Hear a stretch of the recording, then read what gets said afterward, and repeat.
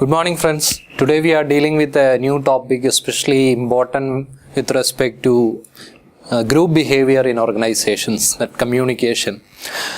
We deal with this aspect of our everyday life, right? We deal with communication, we engage in, or we indulge in communication many a time in our day-to-day lives. Or we say that maybe over 70% of our time we engage in talking, writing, and all such things. So communication is very much our something very much a part of our everyday life. So today we are dealing with how communication goes on, or what communication is, and how it is important as far as organizations are concerned, and how groups communicate within organization, how individuals engage in communication, different communication channels inside organization, and the needs of developing effective communication mechanisms within the organization. All these things will be dealt within this particular unit. So communication, as defined by Stephen Robbins, the great author in organization behavior, is the process by which the transference and understanding of meaning happens. Okay, so by the term communication, we imply that some message is being conveyed, and not only the conveying of this particular message, but the receiver at the receiving end takes the meaning of that message that is being conveyed. So it's the transference as well as the understanding of the message that is being communicated. That's the whole process of communication is all about.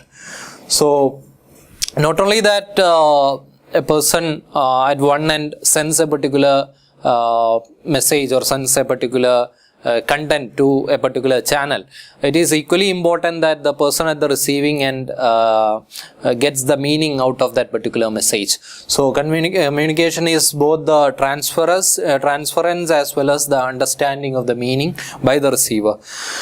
So as you know, we engage in, as I said earlier, we engage in communication through different ways, like we do a lot of talking, we do a lot of writing. Okay, even while I am talking to you, I do oral communication. I also engage in a lot in non-verbal communication through my gestures, through my facial expressions. I do engage in non-verbal communication as well. So communication, as I said, very important part of our daily lives.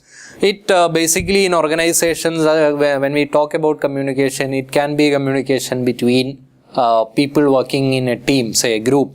One person in a group communicates to another person, or a supervisor communicates to his subordinate, and subordinate communicates back to the organization, back to his supervisor. Or it can be the communication from the top management or the organization leadership to the employees, to all the employees in the organization. Or it can be the communication from a particular employee to the customers of the organization, communication with the suppliers or and other stakeholders of the organization. It can be any way. Basically, essentially it performs, communication in an organization performs these four functions. First, it controls the behavior of the group member. In a particular group, communication controls the behavior of the member. For example, by communicating, through communication alone, a member in a particular group comes to know that what is acceptable, what is not acceptable as far as a group is concerned.